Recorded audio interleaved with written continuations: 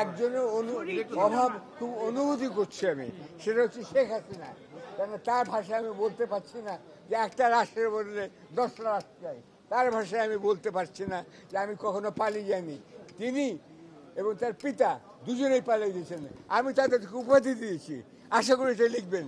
একজন হচ্ছে বীর পলাতক শ্রেষ্ঠ, একজন হচ্ছে বীর পলাতক উত্তম। আশা করি বুঝতে পারছেন। ওকে, রাইট, ওকে। আপনারা সবাই আসবেন বাড়িতে। অনেক ধন্যবাদ। জিয়া, আমি চাই যে বীর উত্তম যিনি বেঁচে আছেন তিনি বেঁচে থাকুন, নো মৃত্যুদণ্ড। আমি মৃত্যুদণ্ডের বিরুদ্ধে, আমি কারো প্রাণহানি চাই না, কারো মরা চাই না। আমি তার বেঁচে থাকাটাই হবে তার শাস্তি।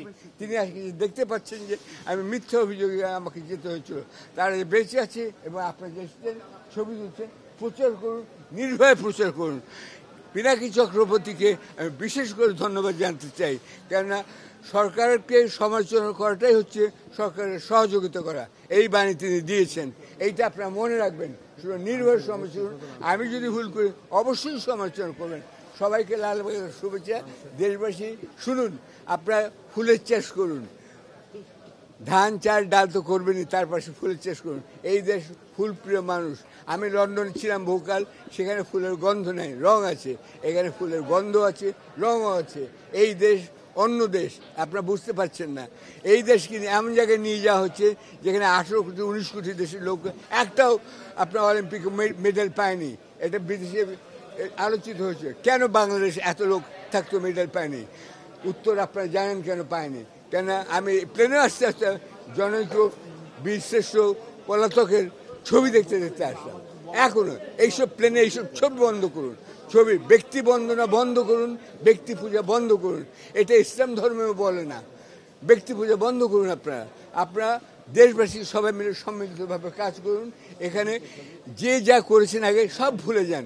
2 মাসের মধ্যে সব শেষ করে 2 মাস পরে দেশ কাজের গড়ায় আপনার লড়ে যান।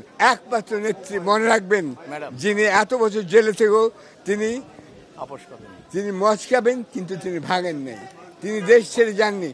তিনি একমাত্র লোক সবচেয়ে সফল। উনি প্রথম বলেছিলেন দেশই আমার একমাত্র ঠিকানা। তিনি কিন্তু 1/11 পালিয়ে যাননি, এটা মনে রাখতে হবে আপনার সবাইকে। আর যিনি বলেছেন তিনি কখনো পালান না, তিনি কিন্তু মোট 1 2 3 4 বার পালালেন। বীর পলাতক উত্তম। আচ্ছা, তিনি জিয়া রহমানের মৃত্যুর কয়েকদিন 11 দিন পরে তিনি কুমিল্লায় ধরা পড়েছিলেন এবং 1/11 এই বীর উত্তম 2 বার দেশ পালিয়েছিলেন আর 4বার পালিয়েছেন। এখনও তিনি মিথ্যা কথা বলছেন। আমি নাটক দেখতে চাই না, আমি নাটক লিখতে পারি, আমি গল্প করতে। তিনি তার পত্র লিখেছেন কিনা, তার হাতে লেখা আমি দেখতে চাই। এই জন্য তিনি সত্যি লিখতে পারেন কিনা সেটা আমার সন্দেহ আছে। এত মিথ্যা কথা বলেন, বিশ্ব মিথ্যুক। তিনি দেশবাসীকে কি শিখিয়েছেন? মিথ্যা কথা বলে শিখিয়েছেন। সবাই মিথ্যুক।